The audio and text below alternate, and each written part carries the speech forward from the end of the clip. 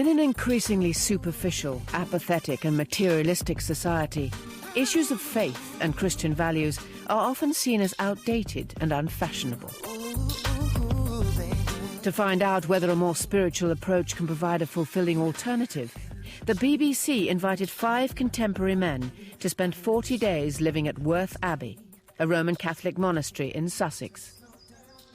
We believe that what we're offering is, in fact, the answer to that dissatisfaction with life which many people are experiencing. Now, 4 weeks into their stay, each of the volunteers has embarked on an intensely personal spiritual journey. Journeys which, for some, would come to a remarkable conclusion.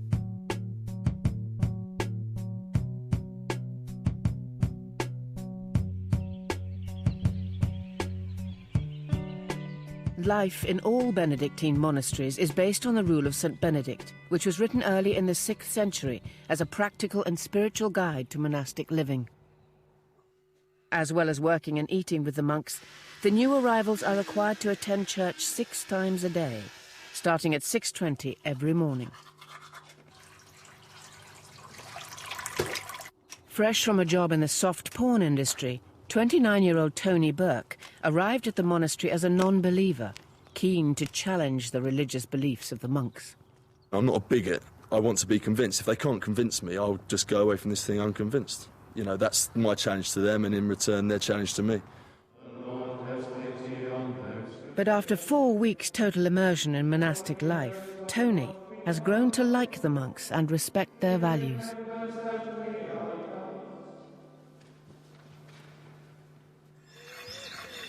"36-year-old Gary McCormick has always struggled to like himself. In a bid to find acceptance as a troubled teenager in Northern Ireland, he joined the Protestant paramilitaries. He was in and out of prison until he found God 13 years ago. I just want to be content and at peace with who I am. And you know, it's starting to happen. And I never, ever thought in my life it would happen in a place like this here. Abbot Christopher carefully planned the group's schedule. The first fortnight was about settling into the monastic routine and absorbing Benedict's principles. Weeks 3 and 4 were set aside for more in-depth discussion of Christian values and how to interpret the Bible. This has been particularly hard for Peter Griffith. As a retired teacher and published poet, he's struggled to get beyond what he sees as the violent and sexist language of the Old Testament. My concern would be to invite you to see the text as saying something very real to your inner world. I'm just asking myself all the time, is this really relevant to us now? 37-year-old Nicholas Buxton has been on a spiritual search for the last 10 years. Now a PhD student at Cambridge, Nick is hoping his time here will rekindle some of the religious passion dampened by years of academic study. It gives you a tremendous joy. It's sort of, you know, you feel like you're really being who you're supposed to be, and I was very much hoping that doing this I would kind of be able to reconnect with that.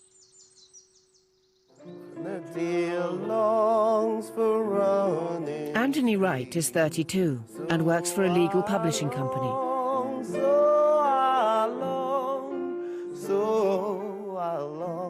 He's clashed repeatedly with some members of the group and is struggling to be open about his past. Anthony's been willing to explore the unresolved feelings of rejection by his mother, but only in private conversations with monks. I feel as if I spent my childhood crying all the time. I was very sad all the time. So this me, who I am, I created this person in order to get away a lot of the pain, because half of my friends wouldn't even drink, they wouldn't even know any of this. Praise to the Father Almighty, to His Son Jesus Christ the Lord. Alongside their individual struggles, the group has also had to learn to live as a community. According to Benedict, this is the foundation on which monastic life is built. It teaches patience, understanding and forgiveness.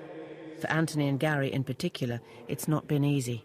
Once you're coming across, Mr. Higher Mighty. No, but I'm not. No, but I'm not. Yes, you are. All the time. Of course you are, Anthony. How many people have you fell out with this year since you've been here?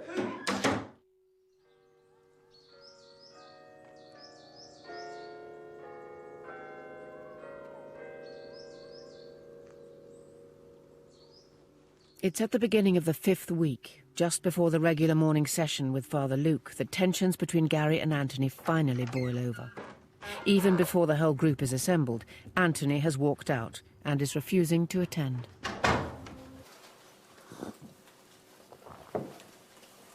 We're definitely one down. Oh yeah, he's gone downstairs. Yeah. Why don't you go and find him? No, I'm fed up with it. You don't Seriously, have to apologise to him, but you just go and find him, because there's no point in missing this. I'm not doing nothing. I'm sorry. This morning when I walked in here, it was like I was cleaning the table or something. He said something again. I didn't say anything. And then when he tells me to shush, I'm a loud person, so I can't help it. I'm not doing it for badness. I could have said something loads of times and haven't said anything. I've kept my mouth shut. Anyway. Shall we begin? Yes. Gary has had enough of what he perceives as Anthony's arrogance. After the session, it's Tony who steps in as peacemaker. Your personalities clash, fine. But don't let it ruin your time here. Because if you end up... No, but it won't. But it won't, because I've already taken... But I've already learned something. And I can take that away. He's obviously learned nothing. You know, for somebody to go, shh, like that there, straight with defeat within you, you're thinking somebody's telling you to shut up. And for me, many's the time I've been told that, and I've just sat there like a little lamb and shut up and felt so insignificant. Well, I'm starting to feel a little significant for probably the first time in my life. Just think when you're in prison, you know, the whole thing's ruled on confrontation and supremacy. Let me ask you a question. And male domination. Let me ask you a question. And he kind of is bringing that with him a little. Let me ask you a question. Prison is a word, yeah, as in confined. Does he not feel that other people have had themselves imprisoned in other places? Yeah, of course. So why does it always feel sorry for me? And like, you know, you're always preaching that you've read the Bible and you've done this and you've done that or whatever, but you're obviously not learning anything from it. Being in a community like this here, you have to face up to yourself. And you have to face up to the struggles of your past. And I don't think that he wants to do that. The fact is there is an issue. And we're in the best place in the world to address that issue and get over it. We're in a monastery, surrounded by religion and God and men of God, the most forgiving place on the planet.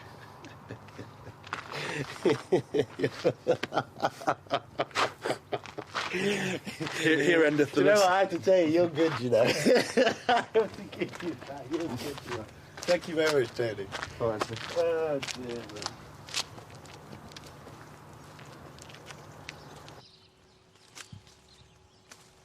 That afternoon, although he's supposed to be working in the garden with Anthony, Gary seeks out the abbot and Father Luke.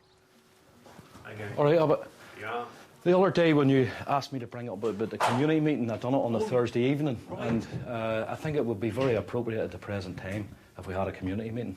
I went back to my room after that thing, and I was thinking to myself, you know, it's okay going to the church 6 times a day and looking at this and looking at that, but if people aren't being honest with one another and trying to build that sense of community, then it's a total waste of time even bothering trying to do anything of that aspect, if you know what I mean.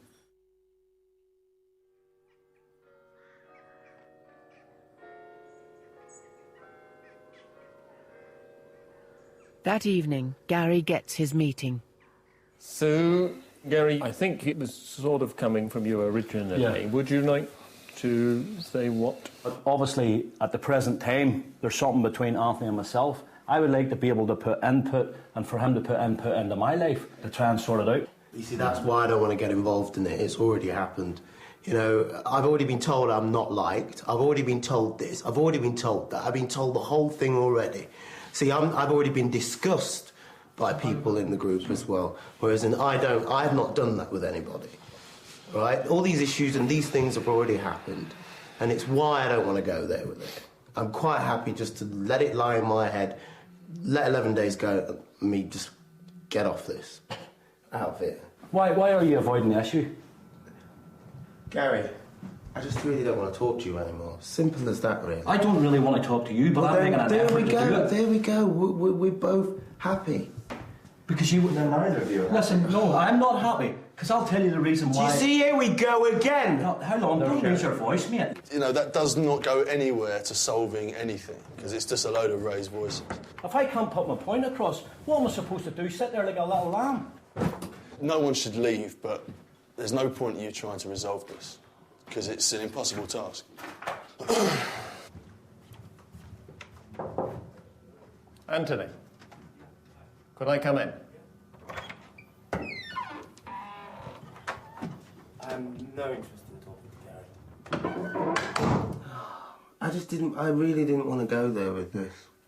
And I knew this was going to happen. And it's why I don't want to talk to him. But if I could really say what I'm annoyed with is the fact that you feel free just to say what you're thinking and to deliver it. Whereas I'm going to be a bit more careful about how I'm going to deliver it to you so you don't get it the wrong way. Oh, I'm really sorry that that's happened. It's like you can never get away from it, can you? Well, I mean, as you know, in the monastic life, we take a vow of stability, so you can't go in that sense. Yeah, and that, I mean, what we always come back to is the one person you can't get away from is yourself. That sort of thing. So that, I think that's part of what's going on. I admit I'm complicated. Do you know? I could be moody, I could be the whole lot of it, but I try not to put it on anybody. As soon as I think I'm behaving like that, I try and step out of the picture. That's my mechanism for me to feel safe. It's my bubble. Because, you know, sorry, I didn't have a mum and I didn't have a dad, and I've created my little world for me, and I don't invade anybody's world. And do you know what? There are a lot of people out there who like me for my, you know, and they gradually get to know me. I don't give you 6 weeks to know you. I can't just give it you like that. Can I ask you a question? Yeah, sorry. Do you like yourself? Do I like myself? Sometimes. At this point right now, I don't like myself because I think I'm behaving really badly, and I'm sticking my heels in, and it's like, I don't it like would be and great. It's really unfair that I've got this camera. In front It would be of me. great This is the bit that's killing me. if at the end of the 6 weeks you liked yourself more.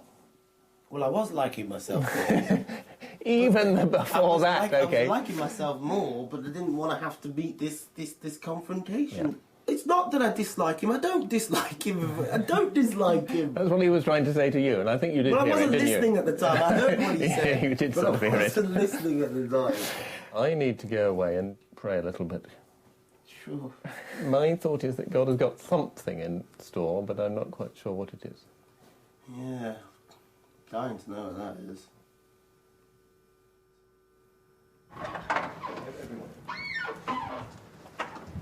God bless.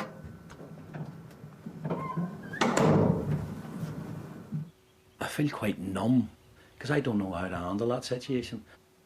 But I'm certainly, you know, going to spend time in prayer here tonight a wee bit and tomorrow and just ask God to help me to know how to deal with it, because I don't want the fella to be isolated. I want him to be as much involved in the whole community as much as I am. And I just hope that he can be and can feel safe within it. I really do.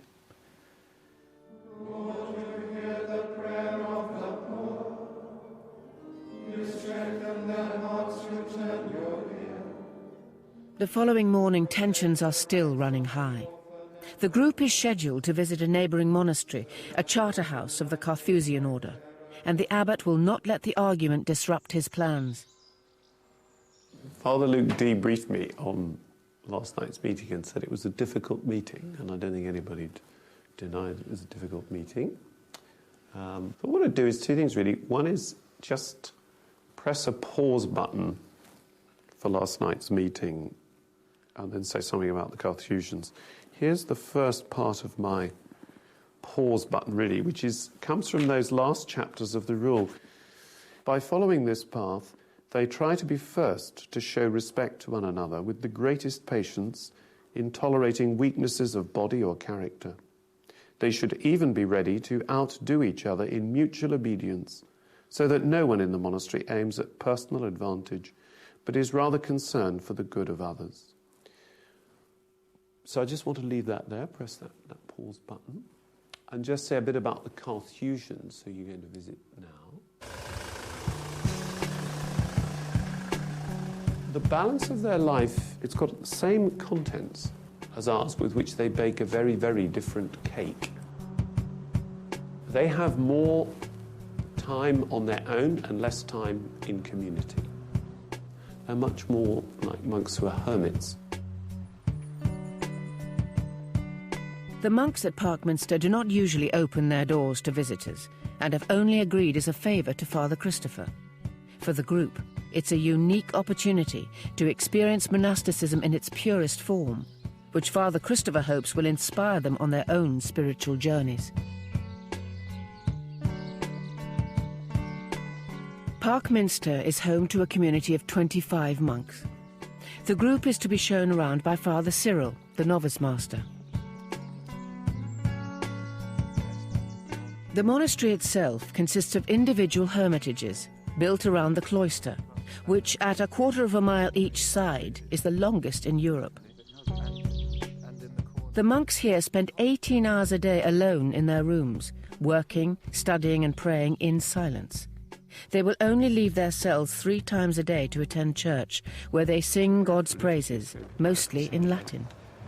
So we get these, it's Gregorian chant, so we'd be singing from these books, the various people like that, you're separated. And evidently, we spend about 5.5 hours a day in the office. But we get up at midnight, and then midnight to about 3 o'clock, 3:30. So you've about a 3-hour stint in the middle of the night, and then mass in the morning, and then vespers in the evening. You do it from midnight to 3 o'clock in the morning? Yes. It's a great time to be up. It's a great time to sleep. No, in fact, that's very, very traditional. Those night hours, they're really wonderful times for prayer. Speech is permitted just twice a week, and even then only for a few hours. The Carthusians believe that it's in the silence and solitude, through continual prayer and contemplation, that their hearts will become purified and they will receive God's word. Where the food comes in. Every morning, each monk has food delivered through the hatch of his hermitage and is left on his own to pray and reflect. Surprisingly, Father Cyril is not short of volunteers, although not many last the distance. You don't realise just how much you depend on the whole sort of familiar things, words being said to you, people reacting to you, your sense of your own identity as to what you're doing. Solitude is merciless. You can't get away with it. Yeah. I mean, is there any way that what's generated here sort of permeates beyond? We can never be anything but a sort of a symbolic presence. Never that we don't expect everybody to go into a church house, but it is important that somehow that just this the essential thing, which is the reality of God and the reality of communion with God, it does exist in its pure form somewhere. But we know that every time a butterfly plants its wings, it can be felt in China. Spiritually speaking, if there's that sort of, if there's anything in depth that's going really an opening to God, in one sense, it's letting in a source of life and light to the whole of humanity.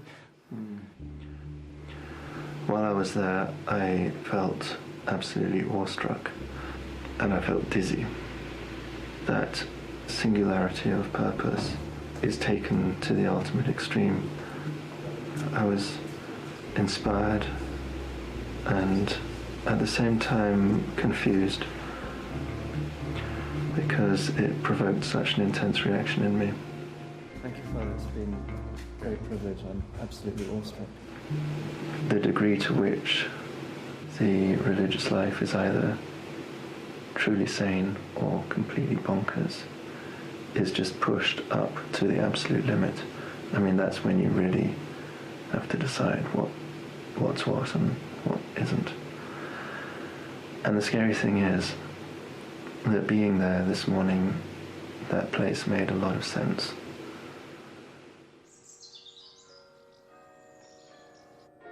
Back at Worth, in the wake of the Carthusian visit, Nick's prayer and meditation takes on a new intensity.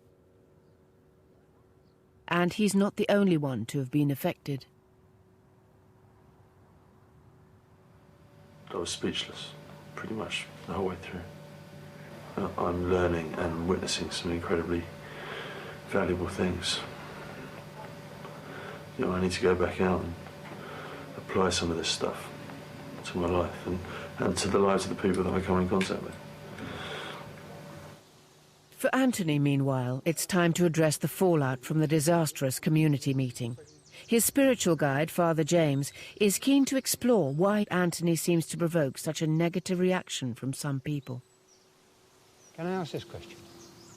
Is there something that people are seeing in you that they are taking a dislike to, that one could explain in rational terms, and not just because they're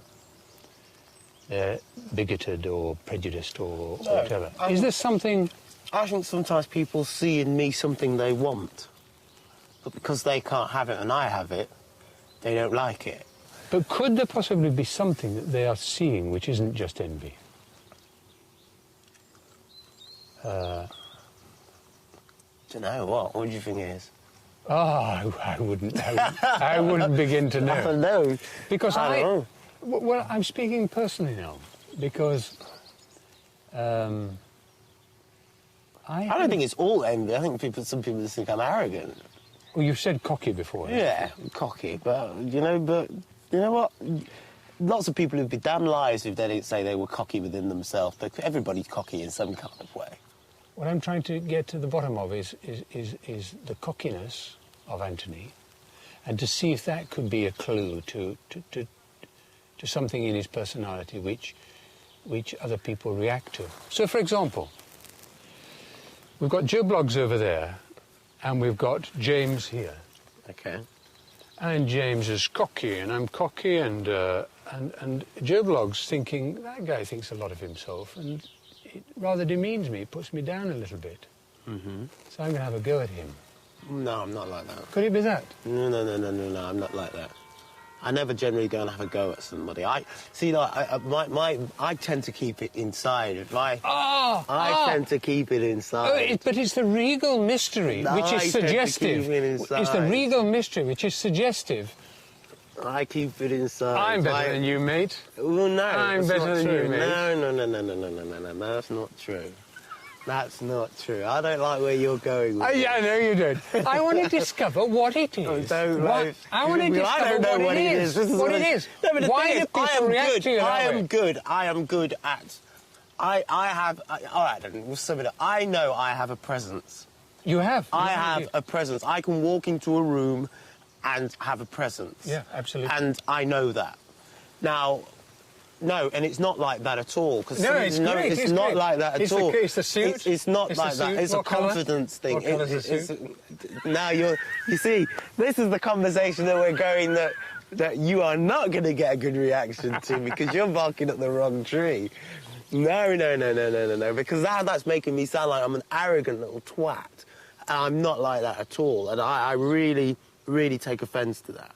Do you know, if I can be really frank with you, I honestly don't see where any of this conversation has gone. It's like the other night when I was having an argument with Gary. I'm in that territory that I don't want to be in. It's like, hello, I don't want to argue with you. I don't want to argue with you. And the more I say I don't want to argue with you, the more you're plaguing me to argue with you. And I'm like, well... Do you know, I think because... just bear with me 1 second, Anthony. Because I think why you're becoming defensive, getting so defensive about this, it might well be the key to sorting something out, if only we could unlock it. And I just wonder if there's a part of yourself which you're unwilling to explore, and it's got something to do with that virtue of humility.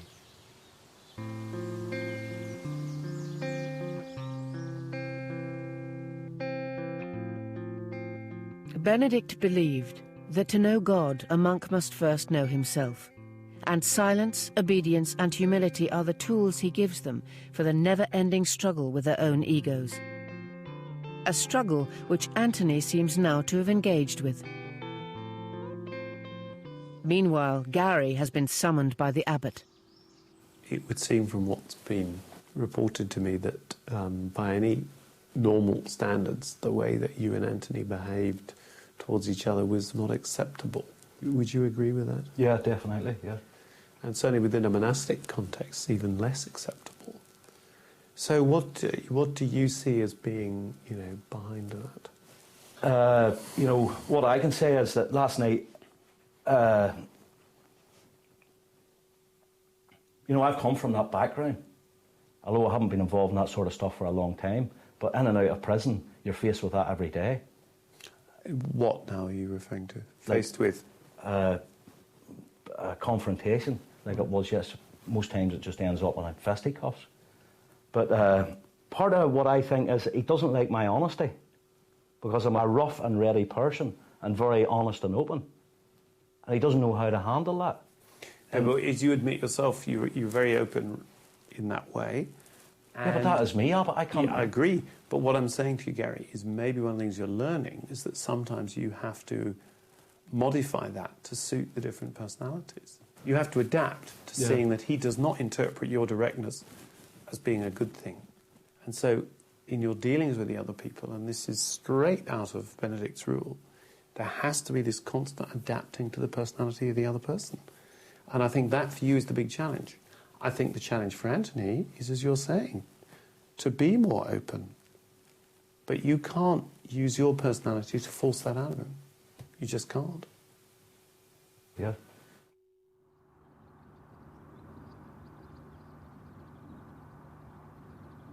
Good morning, everybody. Good morning. Good morning. I'm aware that the last 24 hours has been difficult and still has, I think, some difficult feel about it, but I think we are moving through it. And I think what I want to say is that nobody is apportioning blame. Somehow, what the monastic tradition invites us to do at this point is to say, well, what good thing is God going to bring out of it? Is there anything else that anybody feels they would like to say to the group about that? Is that okay to leave that? I think you said something very interesting to me last night, that I haven't really grasped the social side of life, because sometimes I put my point of view across and it's not always good for other people. Not even in this context, but outside, because I've seen it on the outside in the past, and me thinking I'm right when I'm actually wrong. Yeah, it's possible to be right in the wrong way. Yeah, definitely. And that, I couldn't get my head around that, but I can get my head around it now, because it took me 12 hours to think about it, to be right but still be in the wrong, if you know what I mean.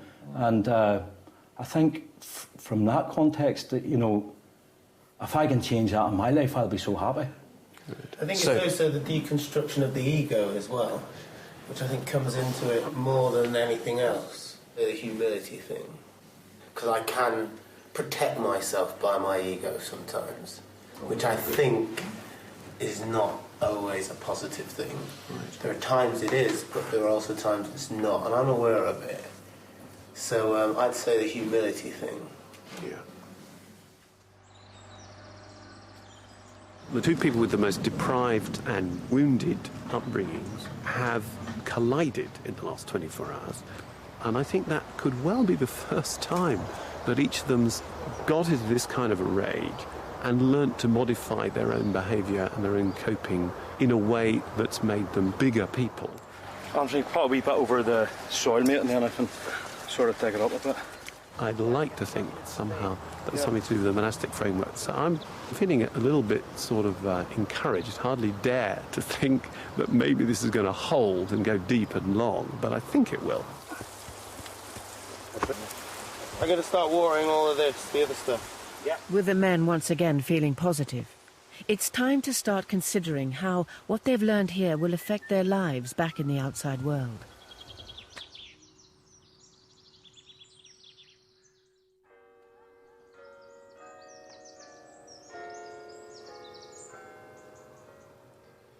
At the heart of monastic life lies the simple reality of God's call.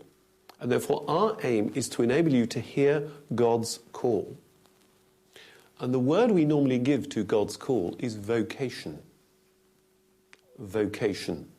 All right. For Tony, with his growing sense of spirituality, the prospect of applying monastic values to a job in the soft porn industry is particularly challenging.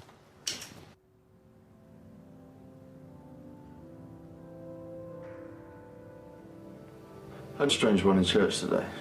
And I don't know whether you can explain this stuff rationally, but I've been thinking about this vocation thing, you know, in terms of this soft porn thing. And my brain started really freewheeling. It really was as if someone was doing the thinking for me, which is quite a weird thing to be going on. Was it God or was it me? Or is God, our God and me the same person? And is my supposed listening to the voice of God just the me listening to my own voice of reason? Who knows?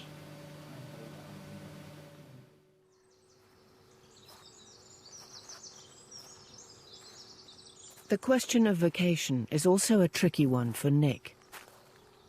At the age of 37, he feels he is still searching to find his place in the world. Give praise to the Father Almighty, to His Son. 5 years ago, he rejected the idea of becoming a priest in favor of a career in academia. His enthusiasm for the spiritual life was tempered by the very real personal sacrifices it would entail. But since visiting the Carthusians, Nick has been asking himself some difficult questions. I feel, once again, this sense of vocation to the priesthood. I don't even like saying the word. It makes me very uncomfortable because... And yet I can't deny the fact of the feeling. What I have to determine, therefore, is whether that feeling is genuine, whether that feeling is based in truth. The head is saying, come on, don't be stupid. This is ridiculous, you know, you're not up for it. And yet there is an insistence, more of a sort of instinctual urge that is pushing me, pulling me in that direction.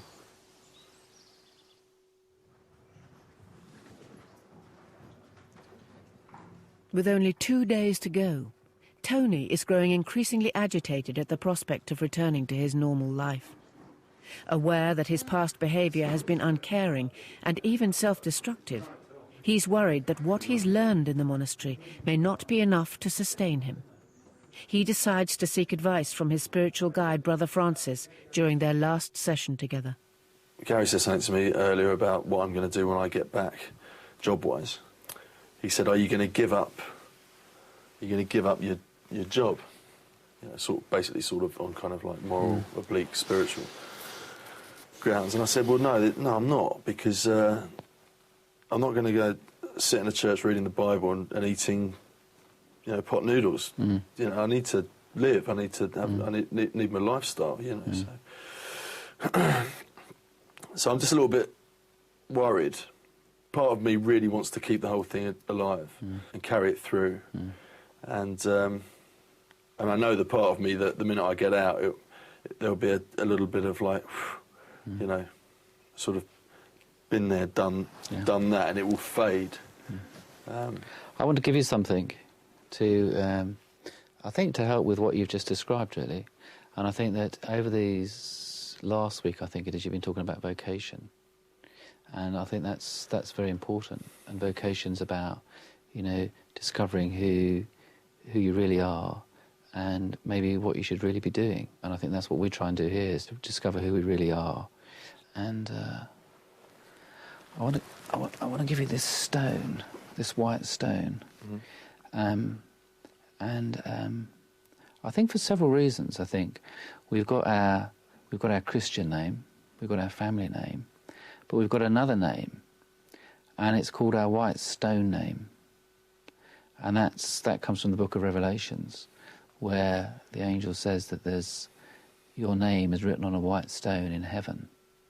And I think our vocation is to find out what that name is. And I think that's a lifelong quest. But you could keep this in your pocket. Yeah. And you could just hold that when it gets tough. But also remember the story that you're trying to work out, well, what's my white name? What am I really meant to be doing? Who am I really meant to be? And I don't think you'll go far wrong. Cheers. I hope that'll help with that. Well, I hope it does as well. I mean, just sitting here now, I do really feel quite confused by this whole thing. Yeah. You know? Yeah. And it is easy to kind of verbalise things, or just verbalise anything for the sake of wrapping it up in words, but, you know. I wouldn't bother. I wouldn't bother.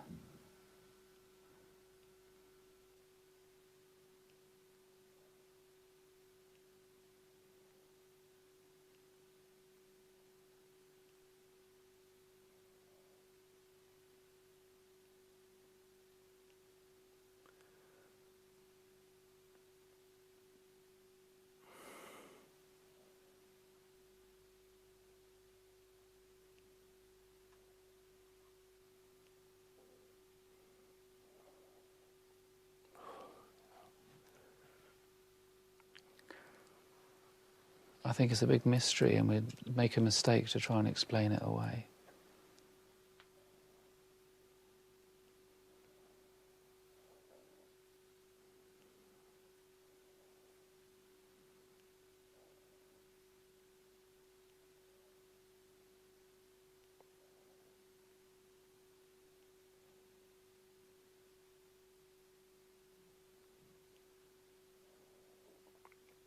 Yeah.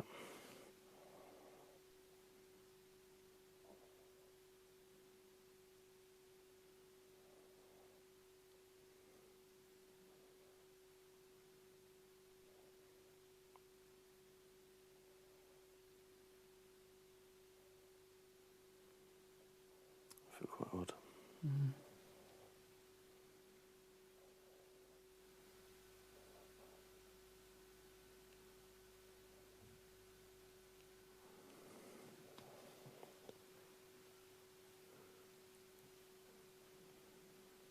you want to finish? Yeah. We'll finish now. Before we do, I want to give you a blessing. I'm going to put my hands on your head. Yeah. Just move that out of the way.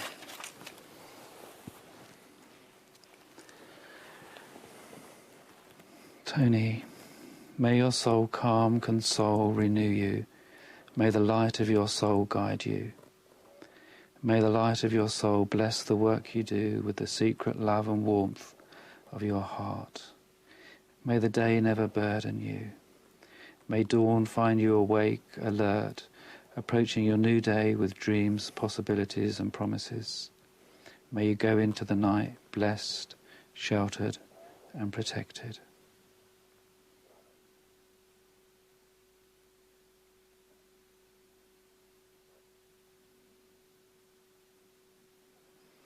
Thank you. Thanks. You're a good man. You're a good man.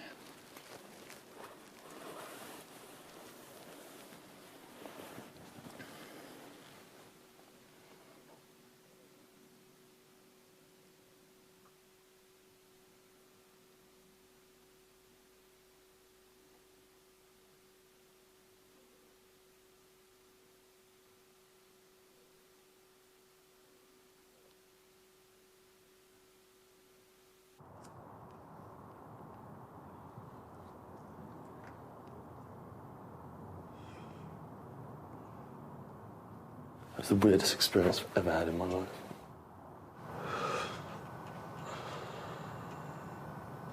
I don't know.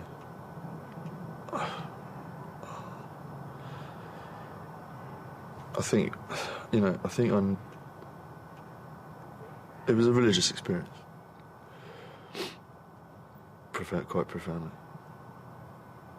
Or I was sharing a religious experience with Francis. I think that's pretty clear.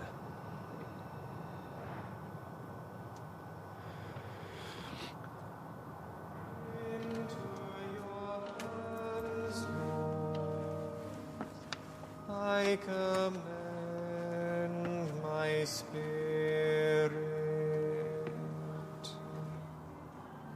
into your hands, Lord. I commend my spirit have redeemed us, Lord God of truth. Into your hands, Lord, I commend my spirit. Glory be to the Father, and to the Son, and to the Holy Spirit.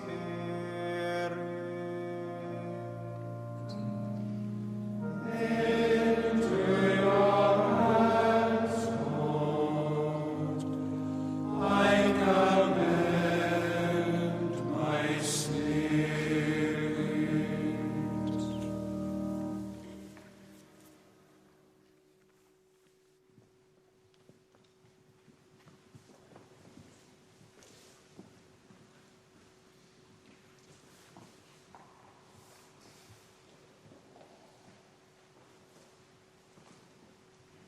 What happened about an hour and a half ago has completely changed everything. Something happened. Something touched me. Something spoke to me very deeply and very profoundly.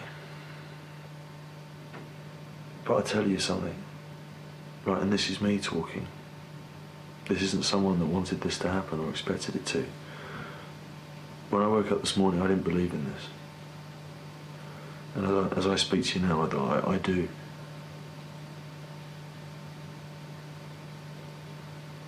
Whatever it is, and I still don't know what that is, I believe in it, because I saw it, and I felt it, and it spoke to me. And that's something which will stay with me for the rest of my life.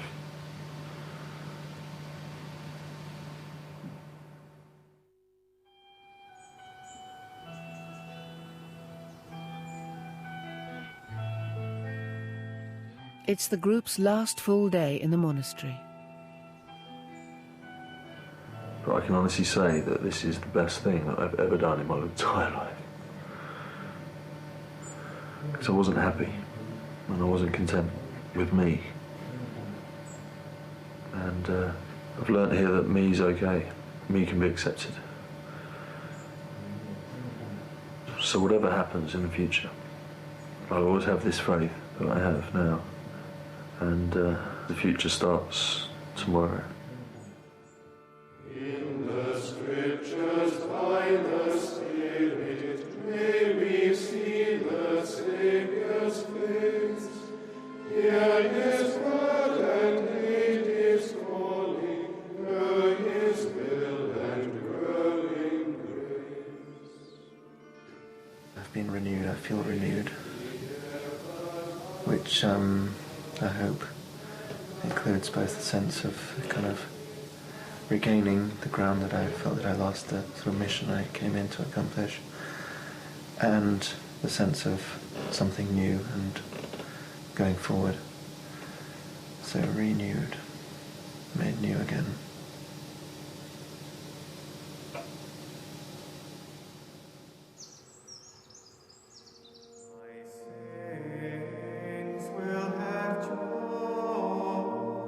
After 237 church services, the group attend their final Mass.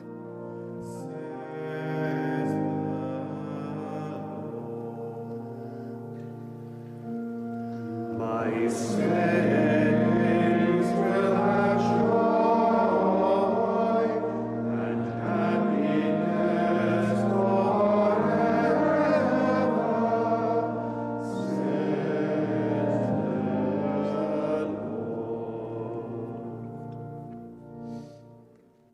We come to celebrate the grace God has given each one of us and us as a community.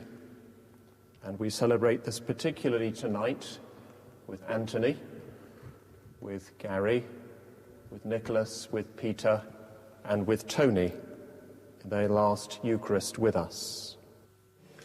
It's been a very touching experience, an experience which has brought up anger, pain, sorrow, but has also brought delight, happiness, and peace of mind. The grace and peace of the Lord Jesus be with you now and always.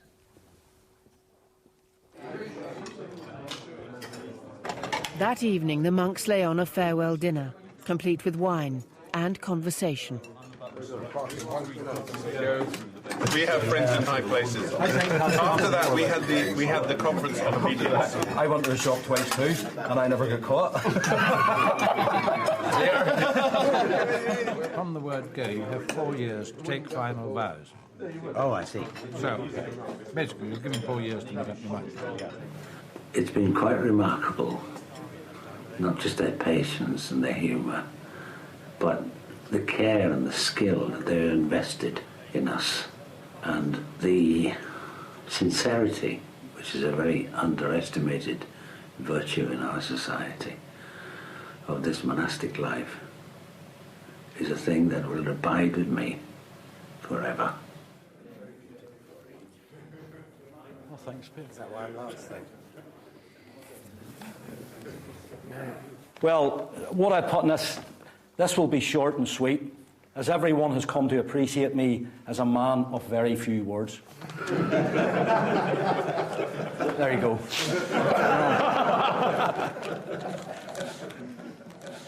It really has touched my heart, just the way that my life has really been touched in here by each and every one of you. The whole time I've been here, I've never seen a bad word. I've never seen anything said wrong against anybody. Not to our faces, anyway. The great thing is that I can leave here knowing that the expectations I come with, I'm going out achieving them. And I feel proud of myself for actually doing that. It's been one hell of a journey, one amazing journey, one that I would go through again, no problem. So, as they say in Mexico, what do they say in Mexico? Oh, I know what they say in Mexico. Adios, amigos.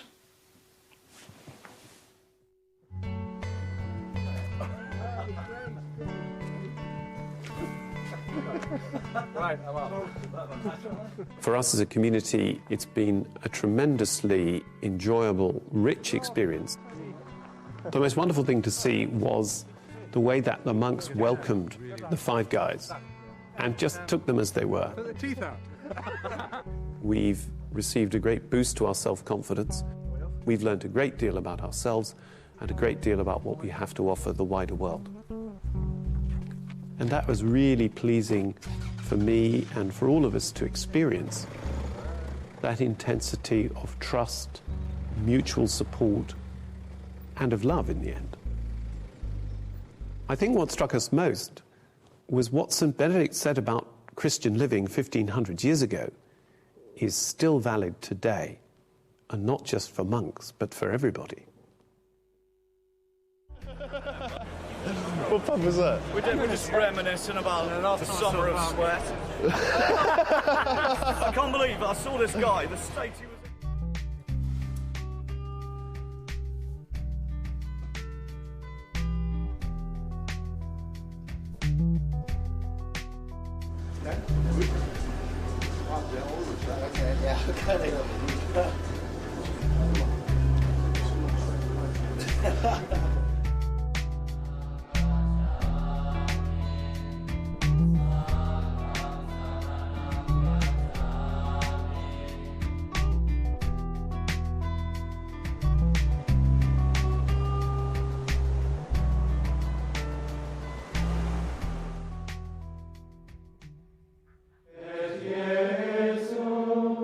Benedictum fructum ventris tui, nobis